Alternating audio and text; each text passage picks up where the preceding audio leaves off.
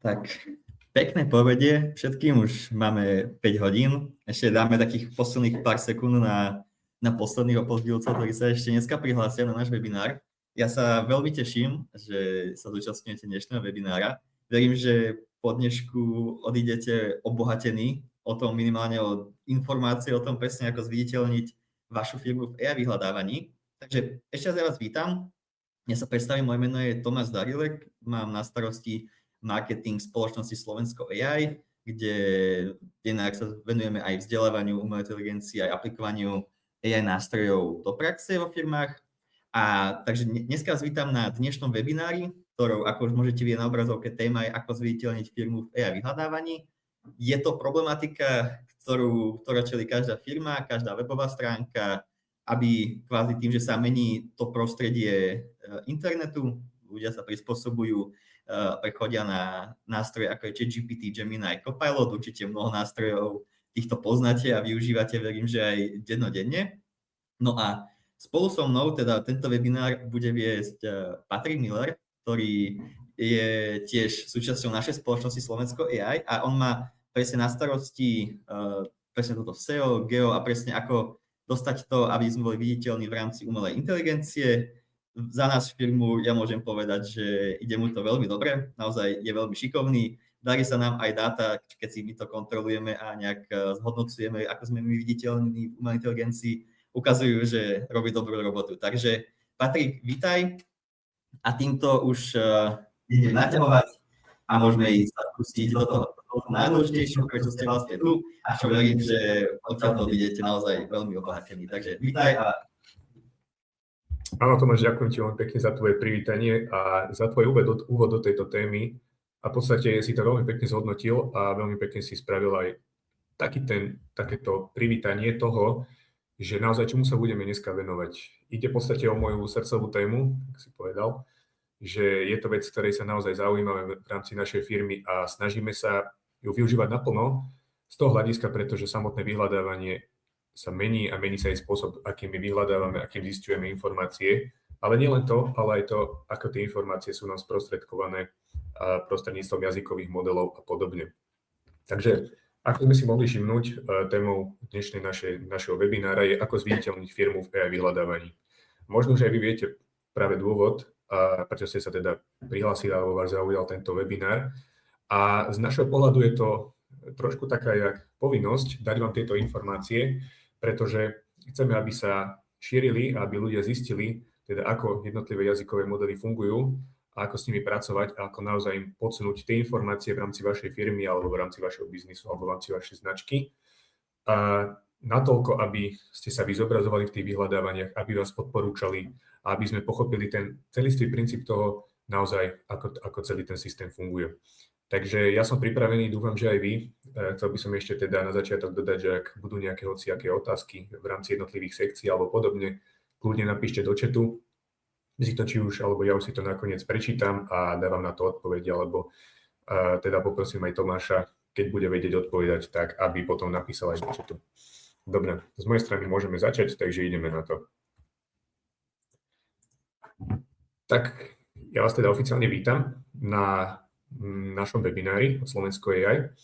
A na úvod by som vám teda rád predstavil také akčné kroky, môžeme ich nazvať naozaj akčné, pretože nebude tu len nejaký webinár, kde si povieme nejakú teóriu a hotovo, ale povieme si naozaj konkrétne postupy k tomu, čo my robíme v rámci našej firmy alebo v rámci našich projektov a podobne, na to, aby sme sa dostávali do vyhľadávania odpovedí AI, aby sme boli citovaní, zobrazovaní a dokonca aj odporúčaní bez toho, aby sme to nejako vyžadovali alebo podobne.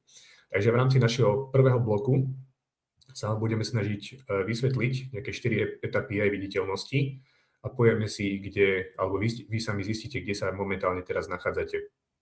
V ďalšom našom bloku si povieme, prečo samotné AI ignorujú váš obsah, aké sú tam rôzne tie kritériá, čo k tomu môže viesť a samozrejme, ako to môžeme aj my v rámci našej organizácie zmeniť. Ďalej si nastavíme tzv. Wikidata, možno niektorí vedia, niektorí možno nie, čo Wikidata znamenajú, všetko si priblížime, nebojte sa. Vysvetlíme si teda, ako Wikidata fungujú, čo to je, ako si to nastaviť a prečo je to teda veľmi dôležité v rámci umelej inteligencie a pre jazykové modely. A ešte si priblížime pojem Entity Home. Nebojte sa teraz, že možno to dáva na začiatok trošku chaos, všetky tieto názvy naraz. Pôjdeme všetko postupne, vysvetlíme si jednotlivé pojmy a bude to dávať zmysel. Ďalej si konkrétne ukážeme, ako implementovať schéma markup, alebo takú jednoduchú schému na pozadie vašej stránky. Jednoducho, keď príde nejaký crawler na vašu stránku, či je to už Googlebot od Google alebo od ChatGPT, proste rôzne crawlery jazykových modelov, aby dokázali teda pochopiť, o čom je vaša stránka, čo ponúkate, kto ste, a v budúcnosti, aby s týmito informáciami vedeli lepšie spolupracovať a vyhodnocovať ich a ponúkať pri odpovediach, keď sa ľudia pýtajú, dopytujú. Taktiež si spomenieme výraz same as, teda ide o taktiež schéma markup, alebo taký jednoduchý kódik, ktorý jednotlivo ukazuje na rôzne vaše tretie stránky, ako je napríklad LinkedIn, Instagram, ak máte sociálne siete alebo podobne. A neskôr v tej záverečnej fáze si ukážeme, ako vybudovať reťaz dôveryhodnosti krok za krokom. Čiže povieme si, čo ChatGPT, Perplexity alebo Gemini berie do úvahy a vysvetlíme si teda, čo znamená reťaz dôveryhodnosti, ako prepojiť tieto jednotlivé tretie strany a podobne. A v podstate náplňou tohto našeho webináru je, aby ste vy odišli s konkrétnymi postupmi, krokmi toho nejakého toho postupu alebo nejakej tej schémy, čo budete vedieť implementovať či už dneska alebo zajtra v rámci vašich biznisov.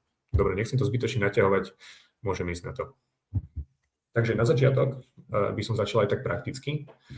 Môžete si kľudne zobrať tento jednoduchý prompt a vyskúšať si to aj vy v rámci vašich jazykových modelov. Jednoducho napíšeme odporúč mi najlepšiu, napríklad, ja už som si to aj skúšal, ja si to prehodím, odporúč mi najlepšiu AI firmu pre školenie umelej inteligencie v meste Bratislava. Toto je náš sektor, ktorému sa venujeme momentálne, AI školenia, AI automatizácie, AI služby, AI konzultácie a podobne. V rámci vašej firmy, v rámci vašeho níž môže to byť hocičo iné, kľudne si tam doplňte, čo vy potrebujete. A moja otázka na vás znie, môžete sami pouvažovať, či vás tam vyhodnotí, či už ChatGPT, Gemini alebo jazykový model, či sa dostanete v rámci svojho biznisu vy do odpovede jazykového modelu. Ja keď pozriem odpoveď, tak vidím, že ako prvé napísal, odporúčam Slovensko je ako najlepšie logo pre praktické školenie umelej inteligencie pre firmy v Bratislave. Toto je v podstate náš cieľ. My v rámci našej firmy sa chceme zobrazovať a chceme teda nielen pôsobiť, ale chceme naozaj byť profesionálmi v rámci našeho oboru a ľudia, teda, ktorí majú záujem o nejaké teda konkrétne kurzy umelej inteligencie, nie už len v Bratislave alebo aj na Slovensku, chcem, aby sme sa im zobrazovali ako prví. Pretože môže mi tam ten ChatGPT alebo podobne zobraziť aj iné alternatívy, iných teda sprostredkovateľov kurzov, ale samozrejme ten, kto je na prvej priečke, ten vyhráva a ten má svojich zákazníkov, ten má svoje predaje. Takže o to nám v podstate ide. My si teda povieme konkrétne kroky k tomu, ako toto docieliť a čo my vo firme robíme preto.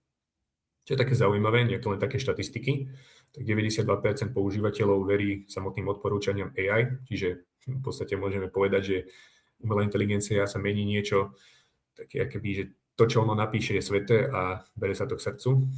A ďalšia taká zaujímavosť, že jedna z 3 firiem je aktívne citovaná z AI, čo je v podstate málo.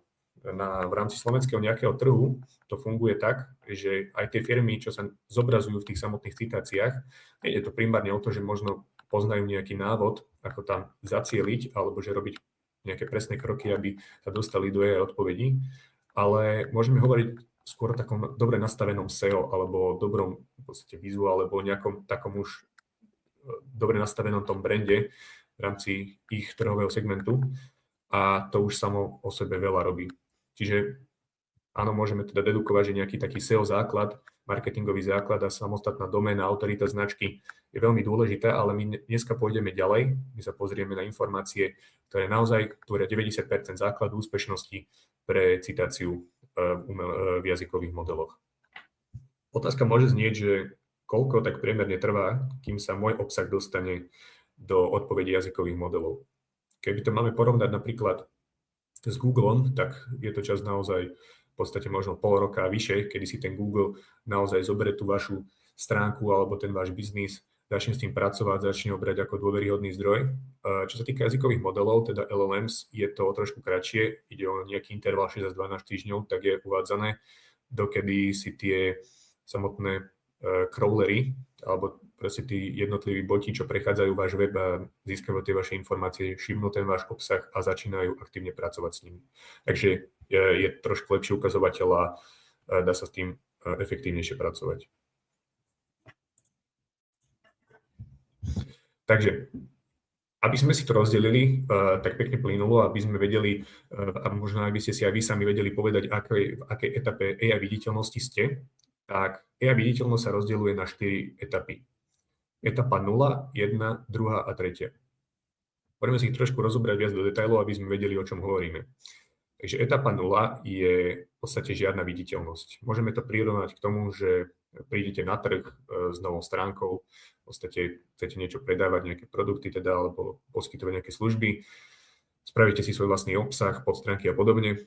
Stránka je super nastavená, ale v podstate ešte nikto o vás nevie, žiadny jazykový model, Google o vás nevie, v podstate ste neviditeľní, toto je tá fáza 0. Čo sa týka toho prechodu na fázu 1, je to samotná citácia, kedy si teda crawlery a jazykové modely začínajú všímať ten váš web, začínajú nachádzať tie informácie, ktoré vy poskytujete, začínajú s nimi pracovať. Tuto samozrejme zohráva veľmi veľa faktorov to, kedy vás nájdú a či už naozaj tie informácie, ktoré poskytnete, zoberú aj do úvahy. Tá etapa 2, ideme už z tých samotných citácií aj do odporúčaní. To už je etapa, kedy AI nielen vypichne nejaký váš zdroj a odkáže naň, ale je to samotné odporúčanie. Čiže už v rámci vašich produktov, služieb váš považuje za naozaj dôveryhodného a už to vaše meno pôsobí na tom trhu trošku viac výraznejšie ako doteraz. A samotná 3. etapa, to je v podstate, môžem tvrdiť, že naozaj slovenské firmy v tejto etape ešte v podstate nie sú, dokedy sú to nie možno nejaké monopoly alebo podobne. Je to samotné presadzovanie umelou inteligenciou.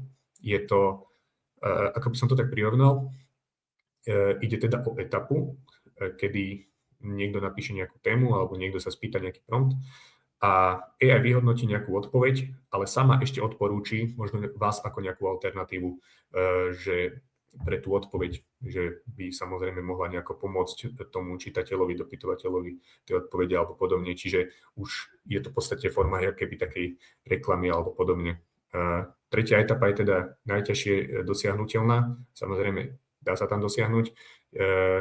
Naozaj berie si to svoj čas, svoje nejaké úsilie, práca s nejakými tretími stránkami, zmienkami, backlinkami a podobne. Čiže dostaneme sa k tomu, ale preto, aby sme začali, je veľmi dôležité si uvedomiť, ako tieto etapy fungujú. Tuto to mám trošku viac do detailov spísané a vysvetlené. Ako som hovoril, teda neviditeľnosť, AI o mne nič nevie, nemám žiadne zmienky v ChatGPT, Gemini ani podobne. Citácia 1 teda, alebo etapa 1, keď už pomalinky sa začínam ja dostávať do tých AI odpovedí. Etapa 2 už sú samotné tie odporúčania. Niekedy sa mýli tá etapa 2 a etapa 3, že odporúčania a presadzovanie samotným AI. Tuto si to môžeme trošku porovnať, že tie odporúčania, že už keď vystúpi nejaká konkurencia v rámci mojom segmente, tak už ma dokáže s ňou porovnať, možno nájsť nejaké plusy ku mne a odporúčiť priamo na nejaké extra produkty, ktoré ja ponúkam. Popisuje tam vlastne moje výhody, moju špecializáciu, moje zameranie. A čo sa týka tej etapy 3, tak už navrhuje aj bez nejakej priamej otázky, bez toho, aby sa ten používateľ pýtal na niečo extra. Proste ma to presadzuje, ako som spomínal, ako forma reklamy.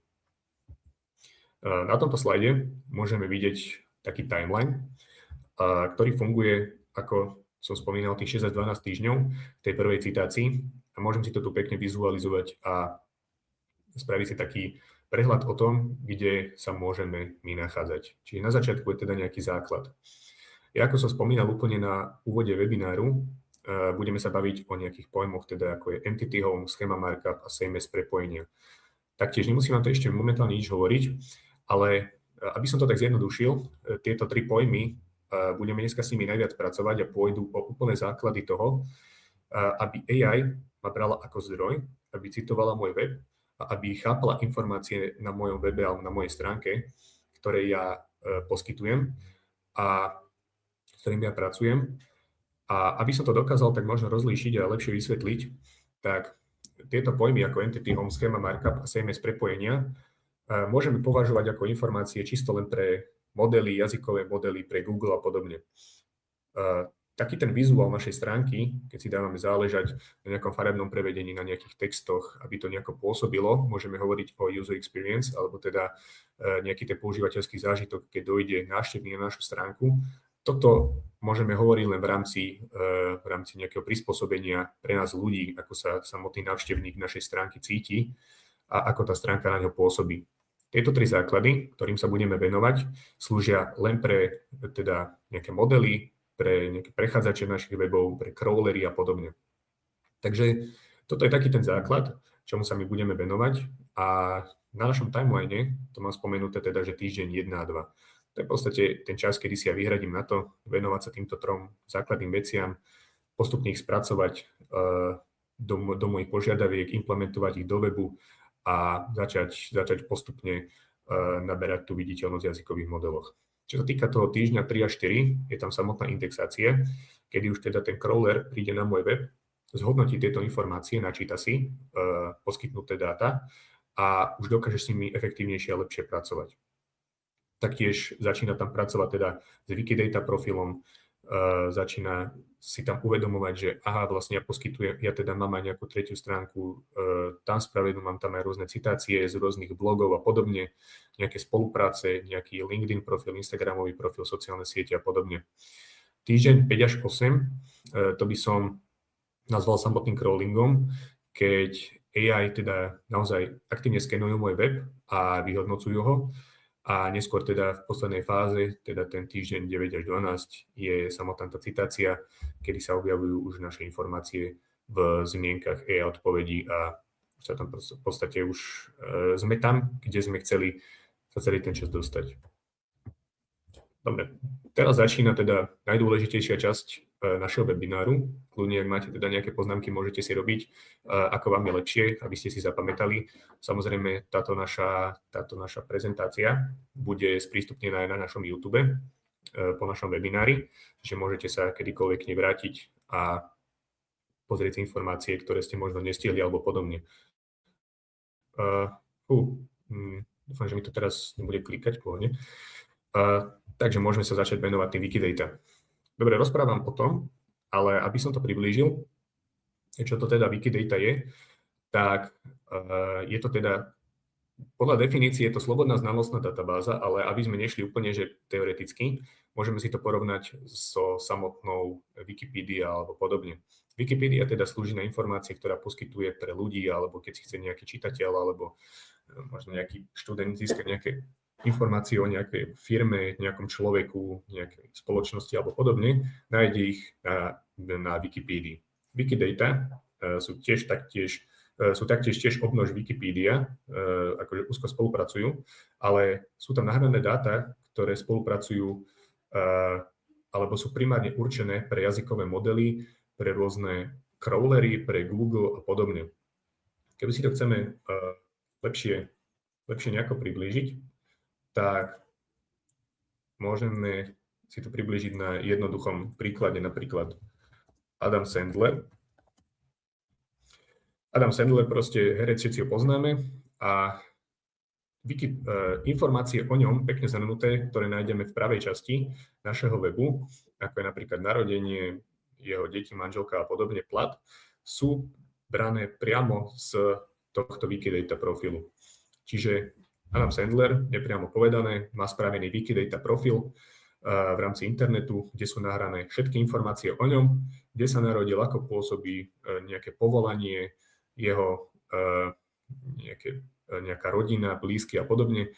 Čiže toto sú všetko informácie, ktoré sú nahrané v rámci Wikidata schémy. Potom samotné modely už s týmito dátami aktívne pracujú, informáciami, načítavajú si ich. A keď niekto hľadá už potom informácie, či už Adam Sandler alebo podobne, dokážu ich rýchlo vyhodnotiť a takto ich pekne spísať. Čiže toto je úplne náš základ. Mať informácie na jednom mieste v rámci našej stránky alebo biznisu jednoducho spísané, aby jazykové modely, crawlery, či už Google, alebo ChatGPT, Gemini, alebo podobne, dokázali k týmto informáciám jednoducho pristupovať a aby tie informácie boli sprostredkované a nemuseli teda si dohľadávať na rôznych miestach, ale aby ich našli jednoducho v rámci našej stránky a aby pre nich boli ľahko dohľadateľné. Čo sa týkalo nejakých tých zaujímavostí v rámci Wikidata, tak je tam okolo 100 miliónov plus entít v databáze, či už je to firmy, teda osoby, alebo nejaké miesta, alebo podobne. A samozrejme ChatGPT, ako som hovoril, Gemini, Perplexity, úzko spolupracujú s Wikidata a čerpajú informácie, alebo môžeme to nazvať samostatne trénované na týchto dátach priamo z Wikidata. Tak sa posunieme ďalej. A otázka môže byť, že prečo samotné modely dôverujú práve Wikidata. Takže určite najzákladnejší fakt je, že tieto dáta sú overené. Teraz, keby si my zoberieme našu firmu Slovensko AI, že chceme si vytvoriť teda profil na Wikidata, tak nemôžem tam dať informácie len aké si ja zmyslím.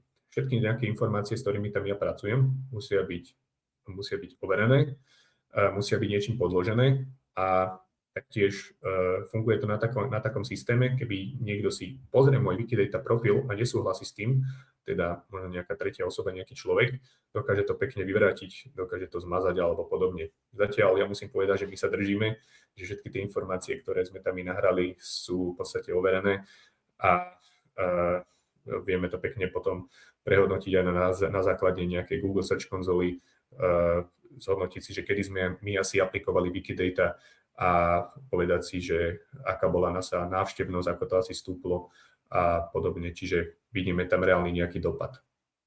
Tie dáta sú tam taktiež štrukturované, čiže Wikidata nepracuje so samotným textom, ale hodnotí teda fakty, vlastnosti a samotné hodnoty toho webu.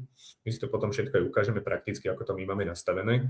Ja vám to aj ukážem, ako si to budete vy vedieť sami v rámci vašej firmy aplikovať. Nie je to nič ťažké, je to úplne jednoduché. Dokážete si to v priemere za nejakú hodinku spraviť, aj nám to asi tak trvalo. A teda pre umelú inteligenciu je to ideálny formát, pretože nemusí si tie informácie nejako prekladať, zbytočne premieňať na tokeny, stačí si to prečítať, načítať. Je to aj taktiež, ja to nazývam prepojenie entít, pretože v rámci toho Wikidata my si tam nahráme profily, ako je teda LinkedIn, Instagram, podobne, alebo keď máme nejaké subdomény alebo nejaké iné stránky, ako my máme napríklad firmy, Slovensko AI, ktoré je zamerané teda na implementáciu umelej inteligencie právo do firiem, tak pekne toto všetko sa to tam nahrá a potom tá umelá inteligencia, keď už si načíta tie naše informácie, vie, že napríklad my máme aj takúto ďalšiu stránku, ako sú u nás firmy. A je to taktiež základ akéhosi znalostného grafu. Môžeme to teda nazvať v rámci toho našeho príkladu s Adamom Sandlerom, čo vidíme ten about page, alebo že proste tento rýchly výstup informácií. Môžeme to nazvať teda Google Knowledge Graph, tak sa to aj odborne volá.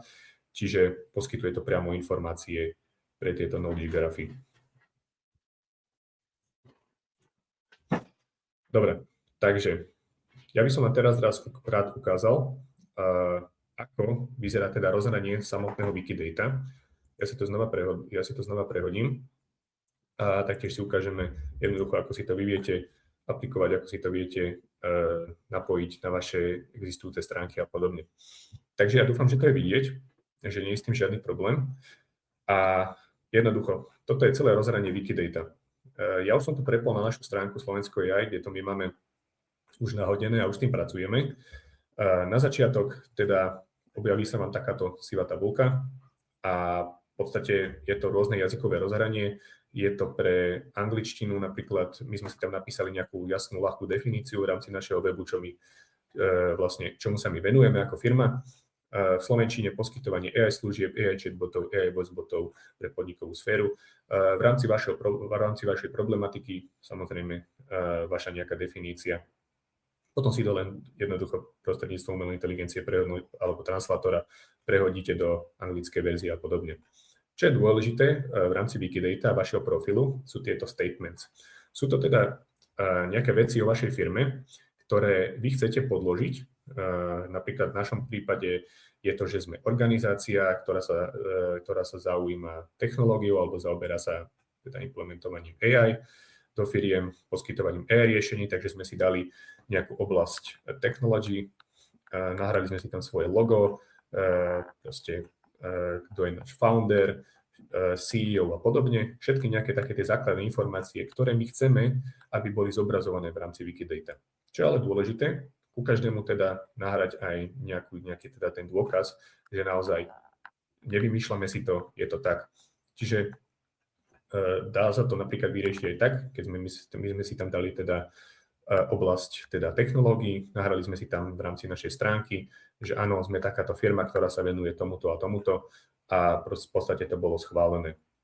Čo sa týka napríklad, keby si tam dávate, kto je váš zakladateľ, kto je riaditeľ a podobne, môžete si dať tam teda či už máte nejakú podstránku priamo o tom, alebo si tam môžete dať LinkedIn profil ako dôkaz, alebo nejaké tretie stránky, ktoré dokazujú to, že áno, naozaj tento človek je teda CEO alebo zakladateľ tejto spoločnosti. Čiže v podstate zjednodušene povedané, v rámci vašeho profilu si tam vyplňate základné informácie o vás, ale nielen základné, možno aj také pokročilejšie, ktoré chcete, aby sa zobrazovali v rámci Wikidata. A je veľmi dôležité si to aj podložiť nejakými faktami z tretích stránok alebo nejakých linkov, nejakých odkazov a podobne. Aby ste vedeli, ako sa to teda zakladá, do vyhľadávača jednoducho wikidata.org a potom pôjdete cez create new item, tuto si vyberiete teda jazyk, napíšete si tam label, čiže v rámci váš názov v rámci vašej firmy alebo vašeho podnikania a podobne, alebo keď ste teda nejaká fyzická osoba, dokážete si tam dať svoje meno. Samozrejme nejaký popis, teda my tam máme poskytovanie služieb, produktov a podobne. A toto je teda nejaká podstránka alebo substránka alebo subdoména, s ktorou pracujete. U nás by to bolo teda firmy Slovensko AI. Dali by sme create, vytvorilo by sa nám teda samotné rozhranie, s ktorým sme už teda pracovali, už ste mohli vidieť, ako to vyzeralo. Takže veľmi dôležitá časť Wikidata v rámci dnešného našeho webináru, že samozrejme budeme s tým pracovať.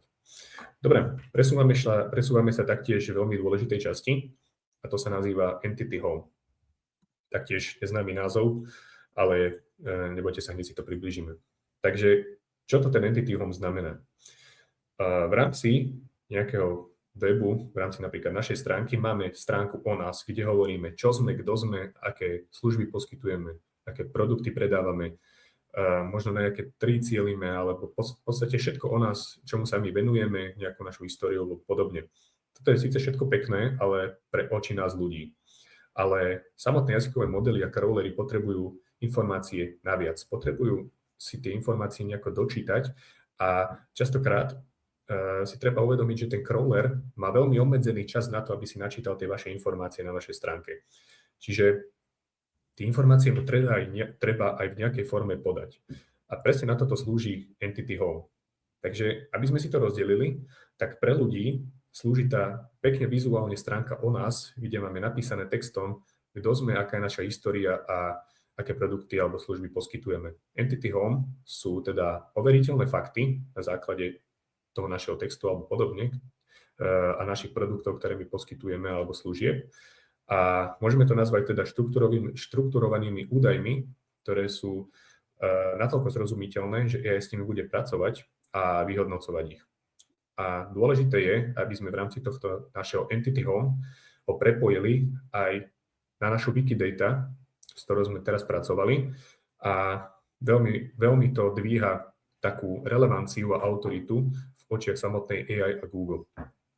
A celé to vlastne nazveme, celý ten výstup, ktorý nám z tohto vznikne, nazveme teda schéma markup. A môže byť otázka na mňa, že k čomu to dospeje, alebo že čo môžem očakávať od tohto. Tak AI nás v prvom rade začne identifikovať, začne lepšie chápať našu stránku, začne chápať náš brand, čiže kto sme, čo poskytujeme, na teda aké trhy cielime, teda v podstate v rámci akého mesta alebo podobne, kde sídlime, konkrétne informácie dôležité, čo sa môže nejaký zákazník alebo niekto pýtať, začne citovať naše fakty v rámci našej stránky a taktiež, ako sme hovorili v tom druhej etape a tretej, dokáže nás odporúčať aj iným bez toho, aby sa niekto pýtal alebo podobne. Čiže veľmi dôležitá vec a ideme sa aj venovať viacej. Dobre, ako si spraviť teda, alebo ako si môžeme to nazvať postaviť tento náš entity home. Ja mám prichystaný prompt, nebojte sa, bude vám to samozrejme zaslané, nemusíte si to teraz nejako screenshotovať alebo podobne. Takže ja mám prichystaný prompt, ktorý je tuto momentálne dole v angličtine, ja ho mám prepísaný v slovenčine, ale ja si to tu hneď aj prehodím, aby bol teda viditeľný aj v slovenčine. Takže tento prompt obsahuje rôzne veci, pôjdeme si ho pekne postupne rozobrať, aby sme vedeli, o čom sa rozprávame. Vždy, keď zadávame teda nejakú požiadavku do jazykového modelu alebo do ChatGPT, alebo ktorý model preferujete, zadávame teda, že správaj sa ako expert pre najlepší výstup, aby to dochádzalo lepšie pochopiť tú tému a aby som vedel lepšie spracovať. Takže môj prompt znie, správaj sa ako expert na SEO stratégiu a firemnú komunikáciu s 15 rokmi praxe so špecializáciou na Generative Engine Optimization. Generative Engine Optimization je všetko toto, čo pracujeme. Existuje teda SEO alebo Search Engine Optimization, s ktorým sme pracovali doteraz. Bolo to len v rámci teda vyhľadávačov, ako je Google, Mozilla alebo podobne, čiže internetové prehliadače. Ale teraz už teda, keď prišli rôzne AIčka, hovoríme o Generative Engine Optimization, teda optimalizáciou pre jazykové modely. A budovanie teda brand entity, čiže pôjde nám budeme to nazývať teda brand entity alebo home entity. Tvojou úlohou je vytvoriť kompletný obsah a technické značkovanie pre entity home stránku, teda stránku o nás, optimalizovanú pre strojovú čitateľnosť na základe poskytovaných firemných údajov. A teraz pôjde to dôležité. Firemné údaje, ja som si tam teda zvolil, ako je napríklad názov spoločnosti, alternatívny názov, materská doména, web stránka, proste všetky tie dôležité informácie, ktoré ja chcem, aby boli spomenuté na pozadie mojej stránky. Čiže tieto informácie chcem, aby boli dočítateľné jazykovým modelom, keď jazykový model dojde na moju stránku. A chcem, aby si mi pracoval a efektívne ich potom aj vyhodnocoval pri svojich odpovediach. Zvlášť pozor by som dal na túto časť dole, kde mám spomenuté Wikidata, LinkedIn, Instagram a Facebook. Wikidata preto, že tam mám taktiež spomenuté tie najzákladnejšie informácie a je to veľmi dôveryhodný zdroj, teda ako som hovoril, že jazykové modely stade primárne čerpajú informácie alebo aj Google. Čiže ja sa chcem odvolávať na tento veľmi dôveryhodný zdroj a chcem ho mať zakomponovaný. A chcem, aby si teda tie jazykové modely uvedomili, že aha, táto stránka má teda spomenutý aj Wikidata a má tam vytvorený teda aj profil, čiže ona keď prejde cez nás na Wikidata, bude teda schopná zistiť všetky tie informácie, ktoré potrebuje, s ktorými bude pracovať. Taktiež aj LinkedIn, Instagram, Facebook, nejaké sociálne siete, všetko tam chce mať spomenuté. Tieto pokyny, tomu sa nemusíme teda nejako rozumieť, teda chceme, aby to vytvorilo teda taký ten kompletný kód, nazvem to kód, lebo naozaj to bude kód. Nemusíte sa báť, nepôjde teda o žiadne kódenie a nemusíme tu mať ani žiadne kódovacie schopnosti, všetko je to v rámci základov. Čiže v podstate vygenerujeme tzv. JSON LD schému, on je to konkrétny názov a rovno sa pustíme aj na to, ako to má vyzerať. Takže ja už som si niečo také v podstate pripravil. Je to naozaj, pôsobí to na prvý pohľad veľmi, veľmi komplikovano, ale nebojte sa. Ja som tu teda zadal môj prompt, správaj sa ako expert na SEO stratégiu a firemnú komunikáciu, to isté, čo som teraz prepísal a už vami preferovaný jazykový model, ja som to teda dal do Claude, mi napísal takýto výstup, ako môžem vidieť napravo. Pôjde teda o kompletný teda schéma markup, alebo teda kódik, s ktorým ja budem pracovať. Takže, čo by som ja teraz spravil v ďalšom kroku? Takže môj prvý krok bolo teda aplikovať tento prompt, ktorý som si skopíroval, doplnil som si tam základné informácie o mojej stránke, počkal som a teda jazykový model mi vygeneroval takýto kód. Čo by som ja spravil teda s tým kódom? Dal by som si ho skopírovať a neskôr išiel by som ho hneď aplikovať na moju stránku, pretože samozrejme môže tam byť nejaký problém. Ja si otvorím dve dôležité veci v rámci Google. Prvou je teda validator schema.org.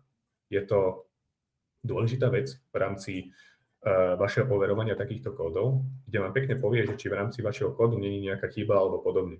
Pretože vy, keby pracujete len s vyprodukovaným tým kódom, ako v tomto našom príklade a aplikujete to priamo na web, mohlo by to spraviť viac škody ako užitku. Takže ja som si to dal takto overiť a zistil som, že aha, je tam nejaká následná chyba. Takže čo by som ja spravil? V podstate tento kód, ktorý tu mám ja teda prilepený, by som si znova skopíroval do mojej AI, spravil by som si jednoduchý print screen tejto chyby, napísal by som AI, teda je tu nejaká chyba, s ktorou pracujeme, prosím oprav kód, ona mi už ten kód vygeneruje vždy, na druhýkrát sa mi stalo, že už ten kód fungoval a napísalo mi to teda, že 0 chýb, 0 upozornení na konci a mohol som s týmto pracovať. Toto je prvý teda nejaký taký checker toho, aby sme si boli istí, že s tým kódom môžeme pracovať aj naďalej. A náš druhý sa nazýva Rich Result Test. Ide v podstate o to, aby sme si my boli istí toho, že tie odpovede alebo tie dáta, ktoré my chceme poskytovať v rámci toho našeho kódu tým jazykovým modelom, budú prístupné v Rich Result výsledkoch na Google. Čiže v rýchlych výsledkoch, ako by som to mohol nazvať, alebo v tých jednoduchých vyhodnoteniach, odpovediach na témy, ktoré sa pýtajú jednotliví používateľia Google alebo podobne. Tiež taktiež jednoducho prídem na stránku teda search.google.com Rich Result Tester, zvolím si kód, sem by som si jednoducho len skopíroval tento môj kód celý, dal by som si tam prilepiť, dal by som otestovať, keď mi napíše, že žiadny problém, môžem s tým kódom pracovať. Výborne. Čo teda ďalej? Ako by som teda postupoval v rámci tej aplikácie, keď mám vygenerovaný celý ten kód, je bezchybný, môžem s tým ďalej pracovať. Už teda by som išiel priamo ho aplikovať na moju stránku, či už používate WordPress, Shopify alebo podobne. Nainštalujete si plugin, ktorý sa nazýva teda header alebo podobne a už priamo cez tento plugin si dokážete vy do hlavičky vašej stránky, do pozadia, to dávam do pozornosti, že nesmie to byť teda viditeľné pre čitateľov, iba pre teda rôzne modely. Vy dokážete aplikovať túto schému a už tam bude tam pevne uchytená a výsledok toho je vždy, keď príde teda nejaký crawler alebo Googlebot alebo podobne na vašu stránku, dokáže si tie informácie hneď načítať a dokáže s nimi pracovať a nemusí teda chodiť na ďalšie podstránky alebo čítať nejaký ťažký text a premieňať to na tokeny alebo podobne. Výborne, posúvame sa spolu na našu štvrtú sekciu a to je schéma markup a same-as. Schéma markup, to je v podstate to, čo sme teraz s tým pracovali, nejaký ten náš výstup. Celé to sa nazýva teda schéma markup, alebo v jednoduchosti teda povedané, môžeme to nazvať teda nejakú identitu našeho webu prostredníctvom kódu, ktorý sme vyprodukovali. Ale nespomenuli sme názov same-as. V našom kóde to bolo aj zapracované v rámci našeho promptu a ide teda o vlastnosť, ktorá hovorí teda nejakému crawlerovi, botovi a podobne, nejakému prechádzačovi našeho webu, že obsah, ktorý my produkujeme v rámci našej stránky, je podobný ako obsahu na Wikidata, je podobný obsahu na LinkedIne, na Instagrame, na Facebooku alebo na našich subdoménach. Čiže táto jednoduchý trik zo same-as nám hovorí, že tento obsah, ktorý ja produkujem, prepoj aj s našimi tretími stránkami a podobne, aby si vedel, že máme aj rôzne sociálne profily alebo že poskytujeme ten istý obsah aj na rôzne iných platformách. Je to veľmi silný signál pre jazykové modely, pretože naozaj im poskytuje taký obraz toho, že netvoríte teda obsah len na nejakej jednej vašej stránke, ale snažíte sa pokrývať čo najväčšiu časť webu, snažíte sa možno spolupracovať s inými, alebo že tá vaša brand doména alebo tá autorita vašeho webu naozaj stúpa aj takýmto smerom. A čo je v podstate veľmi dôležité podotknúť aj to, ako funguje napríklad samotný ChatGPT. ChatGPT, alebo môžeme si to rozdeliť takto. Aký je rozdiel medzi ChatGPT, Perplexity a Gemini? Veľmi veľa ľudí si myslí, že je to v podstate AI, jak AI, každé funguje v podstate rovnako a treba robiť ten istý postup.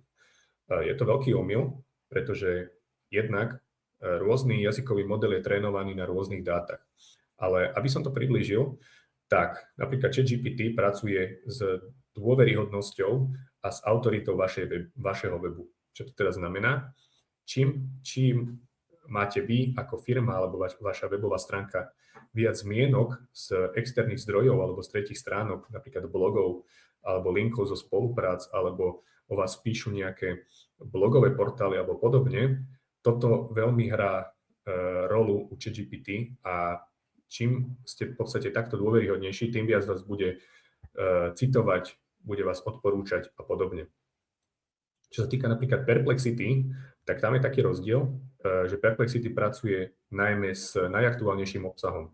To znamená, že ja čím viacej pridávam napríklad články alebo inovujem môj obsah na mojom webe, tak Perplexity toto veľmi uznáva a čím som ja teda frekventovanejší a čím som teda viac novodobý alebo v podstate pokrývam témy, ktoré sú momentálne najviac zaujímavé a najviac, ako by som to nazval, čerstvé, tak vtedy som najviac dôveryhodný pre priamo Perplexity. Čiže je tam pekný taký rozdiel medzi rôznymi jazykovými modelmi a toto si treba aj uvedomiť. Čiže jednotlivé jazykové modely nepracujú na rovnakom princípe a podobne. Aby sme si trošku lepšie priblížili to schéma markup, aby si to možno aj lepšie pochopili a podobne, môžeme si to kľudne aj povedať na tomto, že je to ako výsačka na produkte, že keď AI teda príde na náš web, hneď vie, s čím pracuje a hneď vie, čo drží v rukách. Existujú rôzne typy napríklad schéma markupov, ako napríklad organization, to bolo v našom prípade, kedy sme my robili túto schéma markup pre Slovensko AI. Išlo teda o základná identita firmy, teda že sme nejaká organizácia, nejaká spoločnosť a podobne. Local business, teda keď pracujeme v rámci nejakého mesta, zadať si tam teda adresu a podobne. Keby robím schéma markup pre nejakú osobu, tak by som to teda nazval person, alebo keď nejakú stránku, tiež v našom prípade, tak website, a keď robím nejakú štruktúru navigácie, tak ide o breadcrumb list. Vlastnosť same as. Približme si aj tu, aby sme lepšie pochopili a vedeli, s čím pracujeme.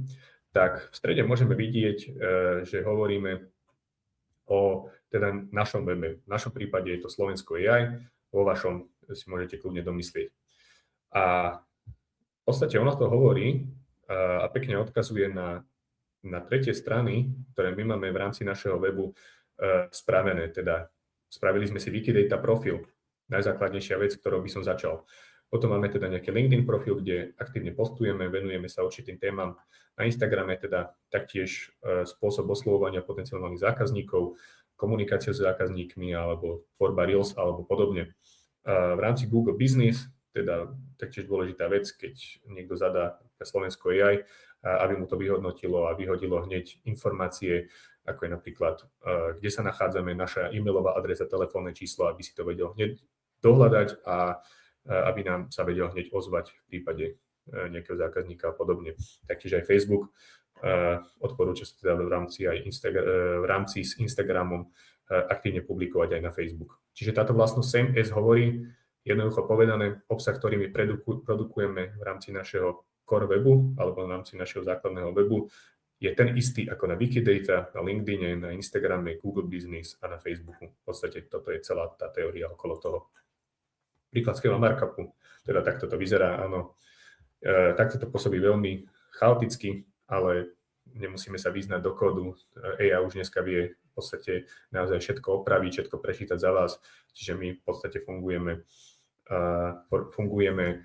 postupom teda nejakej kontroly, či už cez tie schéma markup validatory alebo rich snippet result a v podstate takto to prekontrolujeme, keď je nejaký problém, znova skopírujeme do ChatGPT alebo nejakého jazykového modelu, dáme mu to prerobiť a keď je už všetko v pohode, tak s tým pracujeme. Čiže v podstate je to taká nepriama práca umelej inteligencie s nami.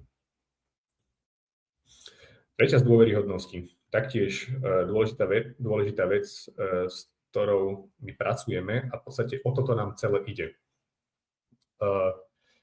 V podstate toto je to naše, aký ten náš cieľ, ktorý sa my v rámci týchto všetkých optimalizácií, ktoré sme si dneska povedali, snažíme sa dosiahnuť. Čiže na začiatku ja mám náš web, čiže Entity Home, kde mám teda nejaké produkty, nejaké naše služby a snažím sa to dostať teda do jazykových odpovedí, aby teda aktívne tieto jazykové modely citovali, naše produkty odporúčali ich, čiže to naše kurzy alebo podobne a snažíme sa tam teda prebojovať, naozaj si získať nejakú takú dôveryhodnosť v týchto jazykových modeloch, aby s nami pracovali, aby to nebolo možno pri nejakých náhodných témach, že ja teraz napríklad spracujem nejaký blogový post, ktorý vystrelí, jeho návštevnosť bude ohromná len vďaka tomu, že ja som podchytil nejakú horúcu tému, ktorá momentálne beží vo svete, ale ide naozaj o to poskytovať tie informácie tak, aby tie jazykové modely s nimi chceli aj pracovať. Takže na začiatku máme teda nejaký náš web a postupne ďalší krok je teda Wikidata profil. Tak aj my sme postupovali, čiže naozaj spraviť ten profil tak, že teda už keď pracujete, samozrejme vy si tam môžete spraviť profil aj ako osoba, aj my tam máme v podstate v rámci našeho zakladateľa firmy nahranú ako osobu, čiže už z našeho Wikidata profilu ako Slovensko AI ešte odkazuje aj na Wikidata profil našeho zakladateľa, našej spoločnosti. Takže môže, aj keď ste osoba, nejaký freelancer, živnostník, dokážete si tam taktiež spraviť svoj vlastný profil. Samozrejme, nahrať tam informácie, ktoré vy považujete za dôveryhodné a s ktorými sa vy vlastne chcete prezentovať a dôležité je všetko podložiť teda nejakými dôkazmi o tom, že naozaj, čo vy tam uvádzate, je aj pravda. Dôležité je si uvedomiť, že hoci kto to môže skontrolovať a môže vás teda stade aj vylúčiť alebo v podstate mať nejaké upomienky k vašemu profilu na Wikidata. Čo sa týka toho Samebase alebo podobne, ako sme si spomínali, tak dôležité sú teda aj tretie strany, publikovať na LinkedIn, YouTube, Instagram, Facebook, proste sociálne siete v rámci nejakej brand identity musia fungovať, dvíhať to teda dôveryhodnosť v jazykových modeloch, pozerajú sa úplne na vás inak, ako keď robíte obsah len v rámci nejakej jednej stránky a podobne. A ďalej AI modely taktiež overujú, nie je to len tak, že teraz oberú nejaké informácie a pláno s nimi pracujú. Samozrejme je tam nejaký aj proces toho overovania a taktiež napríklad aj, čo ma napadá, že recenzie, veľmi dôležitá vec. Ak máte teda nejaký portál na zbieranie recenzií, taktiež môžete to uviesť do toho schéma markupu alebo podobne. Keď vám ja potom pošlem ten prompt v zapätí po skončení teda AI webináru, tak nie je nikde teda napísané, že treba pracovať len s touto finálnou verziou tohto promptu, s ktorou sme my pracovali. Samozrejme, vy si to môžete upraviť aj trošku podľa seba, môžete si tam dať navyše informácie, ktoré vy považujete za dôveryhodné a na ktoré sa možno chcete odvolať v rámci toho výstupu.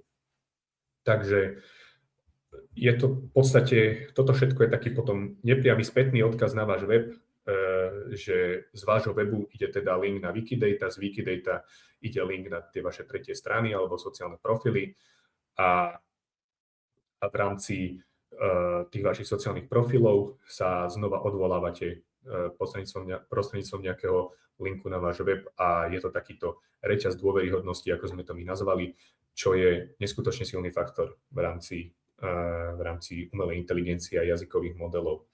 A ja by som vám teda o tom rozprával ešte kľudne ďalších 6 hodín, pretože je to naozaj len taká tá hrstka, čo by som vám rád povedal, ale v podstate je to takéto gro, čo považujem za dôležité si povedať a tvorí to v podstate okolo 90%, čo sú uvádzané štatistiky nejakého toho základu práce s umelou inteligenciou a poskytovaní tých informácií, ktoré my chceme poskytovať a naozaj, aby nás citovala, aby nás uvádzala ako zdroj.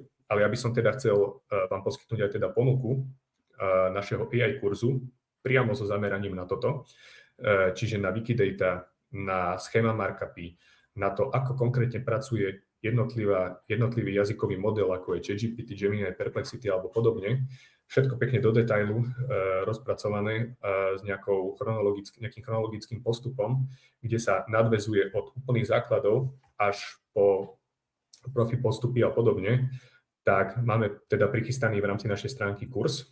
Ide teda o moderné SEO a prepojenie na umelú inteligenciu. Teda ja by som vám to veľmi rád ponúkol, ak vás zaujíma teda téma optimalizácie moderného webu a chcete si naozaj zistiť kompletné informácie o tom, ako fungujú jazykové modely a ako váš web sa dokáže dostať na prvé priečky, tak ako sa to dostalo aj naše Slovensko AI, tak určite vám odporúčame zúčastniť sa tohto našeho kurzu.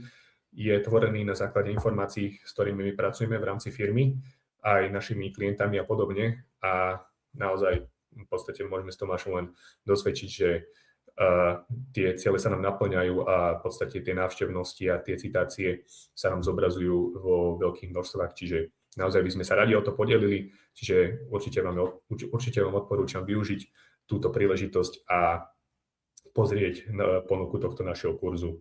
Takže Tomáš by mal poslať aj odkaz a kľudne môžete si pozrieť a veríme, že sa teda spoločne uvidíme na tomto našom kurze. Ja budem veľmi rád, keď vás tam uvidím a pekne si dopodrobná všetko preberieme a vysvetlíme si celú túto problematiku rôznych citácií, jazykových modelov a ako optimalizovať váš web pre rok 2026 a pre rok 2027, čo očakávať, aké môžu byť trendy a na čo sa prichystať a podobne.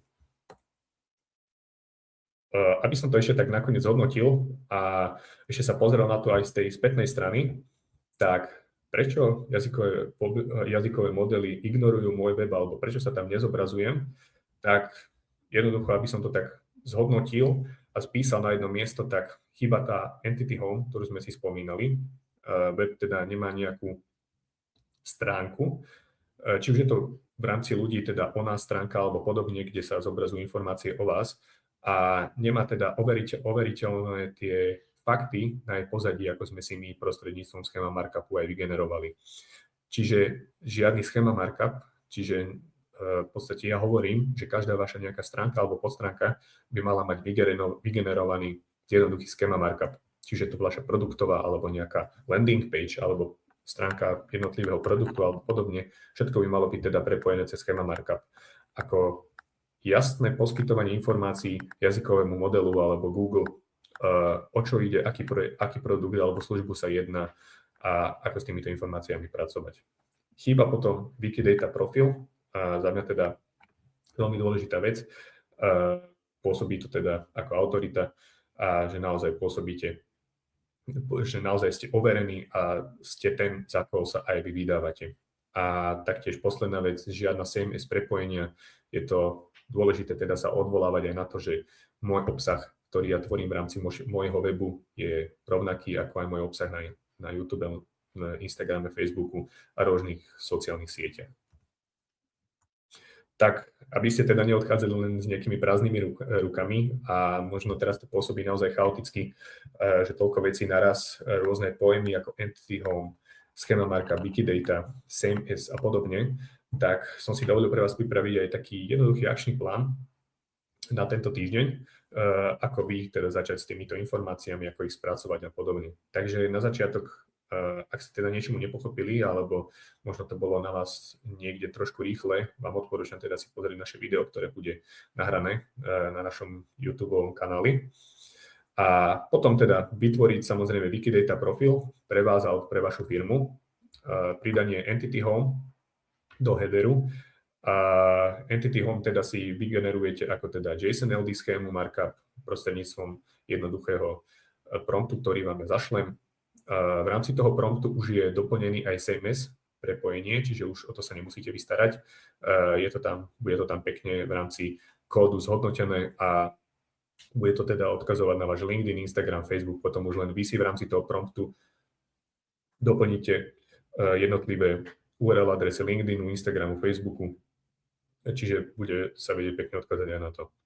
A nastavenie taktiež dôležitá vec Google Search Console, aby ste vedeli tak nepriamo už možno sledovať, že od nejakej doby tej implementácie týchto akčných krokov, či sa zvýšila vaša návštevnosť, či máte nejakú väčšiu trafiku, väčšie kliknutie, alebo sa vaša priemerná pozícia zlepšila v rámci Google. A ešte, aby som nezabudol sledovať citácie, kľudne si priemerne každý týždeň, alebo si spravte nejaké priebežné vyhodnotenia toho na základe nejakej frázy, ako sme si my na začiatku spomenuli, s obrazmi v rámci Bratislavy, AI firmy, ktoré robia AI kurzy, AI školenia v rámci vašeho odboru. Kľudne upraviť si prompt, dať si tam svoje zameranie a sledovať, či už váš postupne po tých 6 až 12 týždňov začína AI citovať a zobrazujete sa ako zdroj informácií. Takže ja by som vám týmto pádom chcel poďakovať za vašu účasť na dnešnom našom webinári. Mňa to veľmi bavilo, je to naozaj, ako som spomínal, srdcu blízka téma, pretože marketing, prepojenia a najmodernejšie SEO s pohľadom na umelú inteligenciu je niečo naozaj, čomu sa treba venovať.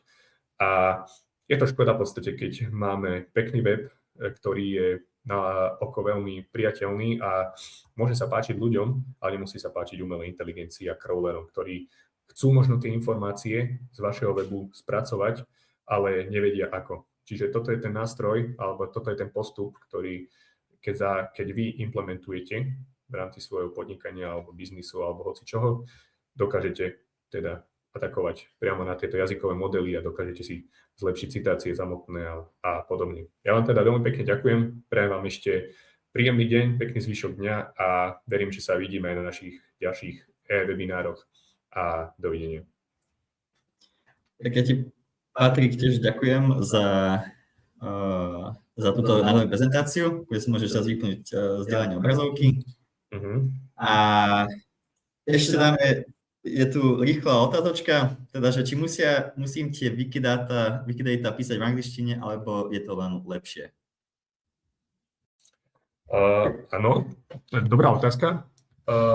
My sme to písali v slovenčine, malo by to byť na začiatku, ako som tam hovoril, tak vy si tam uvádzate aj v angličtine, ale aj v slovenčine, ale keďže pracujeme na Slovensku, sme na trhovom segmente Slovenska, tak potom naozaj v slovenčine uvádza tam tie jednotlivé informácie. Ale na začiatok do tej sivej tabulky, ako ste mohli vidieť, kľudne tam dajte prepisy do hociakých jazykov vy potrebujete, čiže kľudne je to na vás, ale potom už informácie, ktoré vy nahrávate, či už je to LinkedIn profil, rôzne prepojenia, tak to už je v podstate slovenčina na slovenskom trhu, v ktorom my pracujeme, takže dúfam, že som odpovedal na otázku. Ešte tu vidím nejaké ďalšie otázky. Zaručujete klientovi 100% výsledok, že bude odporúčaný citovaných modeloch? Áno, ďakujem za otázku. 100% výsledok sa nikdy garantovať nedá, pretože my nevidíme úplne do toho, ako tá AI úplne v pozadí pracuje. Čo sa týka nejakej práce, toto všetko, čo my robíme, tak je to kvôli tomu, aby sme my čo najviac maximalizovali úžitok. Existujú veci, vďaka ktorým viete zacieliť, ale neviete 100% garantovať. Takže my všetko, čo robíme, je len na základe nejaké našej teda expertízy alebo toho, čo sa my učíme na vlastných chybách alebo podobne. A čiže je to v podstate 90% úspešnosť, by som to nazval, že áno, toto, čo my robíme, naozaj pomáha. My to vidíme teda aj na našich článkoch, na našich odporúčaniach. Aj keď nám často prídu ľudia na kurzy, keď sa pýtame, že ako ste nás našli, alebo že ako sa ku nám dopatrali, tak je to priamo cez citácie napríklad jazykových modeloch, takže vieme, že to pekne funguje. Takže ešte pán Dominik sa pýta, tento prompt pošlete teraz sem do chatu. Viete, čo bude vám prompt poslaný na vaše maily? Alebo tam to asi na mail. Hej. Dobre, bude to na vaše maily poslané. Ďalšia otázka, takže do Wikidata všetko po slovensky, teda OK? Áno, môže byť teda po slovensky a ten začiatok po anglicky. Ono to v podstate je tak, že keby vy máte nejakú stránku, ktorú máte napríklad v angličtine, aby to dokázalo preložiť, alebo keď dojde nejaký crawler, ktorý má možno problém, napríklad ChatGPT, Gemini, Perplexity už v dnešnej dobe nemajú problém so slovenským jazykom, ale aby dokázali teda si jednoducho aj prehodiť, že v rámci asi čoho sa vymenujete, alebo že čo je vlastne váš trhový segment. A čo ak by som použil Wikipédiu namiesto Wikidata? Dobrá otázka, tomuto som chcel ešte aj povenovať. Treba si uvedomiť to. My sme to v podstate tiež v rámci našej firmy riešili. že my keby sa napíšeme do Wikipedia, tak môže to pôsobiť ako tvrdé promo, že my sa snažíme si vytvoriť vlastný profil a spraviť si takúto reklamu a v podstate Wikipedia na to neslúži, čiže s tým by určite mal niekto problém a mohol by nás zmazať. Dá sa to riešiť tak, že ja si nájdem napríklad rôzne články v mojom obore, napríklad AI alebo podobne, ja tam niečo dopíšem, lebo ja ako autor môžem písať do Wikipédie a dám si tam potom rôzne citácie na nás, alebo napríklad tam napíšem, my Slovensko AI to riešime takto a takto. Čiže napríklad aj ma teraz napadla dobrá možno téma na budúci webinár, porovnanie teda Wikipedia, Wikidata a možno už si rozobrať konkrétne aj tú Wikipédiu, že či to nejako ovplyvňuje alebo podobne. Čiže dobrá otázka. Ale určite by som nešiel surovo do toho len si vytvárať teda takto profil na Wikipédii, mohlo by to viac uškodiť alebo podobne. Kedy bude toto videjko dostupné na YouTube, my predpokladáme v priebehu jedného, druhého dňa. Čiže ešte to nejako postriháme, vyhodíme nejaké nezrovnalosti a podobne. Áno, zajtra alebo najneskôr v stredu. Takže kľudne ešte, ak sú nejaké otázky, môžete napísať. Tak. Keby niečo kľudne môžete napísať, alebo ideálne aj keď chcete ešte viac do hĺbky, tak sa prihlásiť na kurz, ktorý Patrik spomínal. Patrik, ja ti naozaj ďakujem za túto hodinu. Takisto ako bolo napísané, mi to tiež ubehlo naozaj dosť rýchlo. Pre mňa sú to vždy zaujímavé veci. A takže naozaj ďakujem vám za pozornosť a ďakujem aj Patrikovi za jeho čas aj za ukázanie jeho znalostí. Prečo ste mi rovno na YouTube rovno? Nejak sme si zvykli na túto platformu, neviem, nejak nám to tu vyhovuje, takže tým, že sa nemusíme inštalovať a nejak to všetko nám funguje, máme tu aj pre veľa ľudí, takže iba jednoduchý takýto dôvod, nič za tým. Takže ja vám ďakujem za vašu pozornosť, tešíme sa na vás na budúce, tých webinárov bude viacej, najbližší zatiaľ ešte nemáme zverejnený, ale časom bude, určite vám príde nejaká informácia, kedy nejaký ďalší bude. Môžete sa tešiť aj na mailík od Patrika, kde budete mať jednak ďalšie informácie, ako vám spomínal. Tak už vás nejdem zdržovať, ďakujem vám naozaj za pozornosť, ďakujem aj Patrikovi. Verím, že ste si z toho odnesli naozaj množstvo užitočných informácií a tešíme sa na vás na budúce. Dovidenia. Ďakujem veľmi pekne, dovidenia, pekný deň ešte.